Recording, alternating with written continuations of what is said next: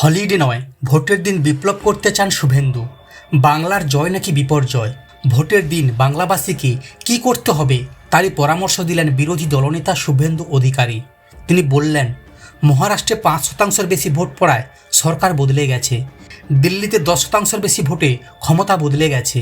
বাংলায় ভোটের দিনেও সকলে ছুটি পালন করবেন না, ভোটদানে এগিয়ে এসে বাংলাকে বাঁচান। প্রথম দফার চূড়ান্ত ভোটার তালিকা প্রকাশের পরই দ্রুত নির্বাচন ঘোষণার দাবি জানালেন পশ্চিমবঙ্গের বিধানসভার বিরোধী দলনেতা শুভেন্দু অধিকারী। তিনি জানান, ভোটের জন্য তৈরি পশ্চিমবঙ্গ, তৈরি পরিবর্তনের জন্যও। নির্বাচন কমিশনের কাছে ওনার দাবি, এবার বিধানসভার ভোটের দিনক্ষণ ঘোষণা করে দেওয়া হোক। শনিবার বিকেলের পর প্রকাশিত হয়েছে প্রথম দফার চূড়ান্ত ভোটার তালিকা।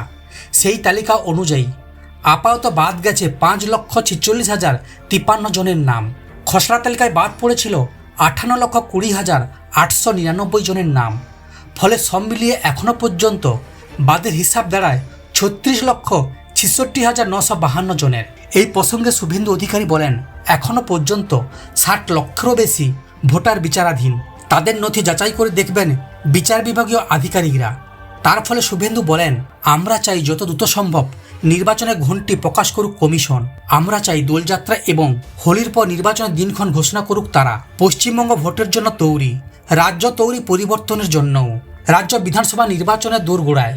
এই আবহে দলের রণকৌশল সহ একাধিক সাংগঠনিক কর্মসূচি ঠিক করতে দফায় দফায় বৈঠকে বসছেন প্রত্যেকটি দলের শীর্ষ নেতৃত্ব।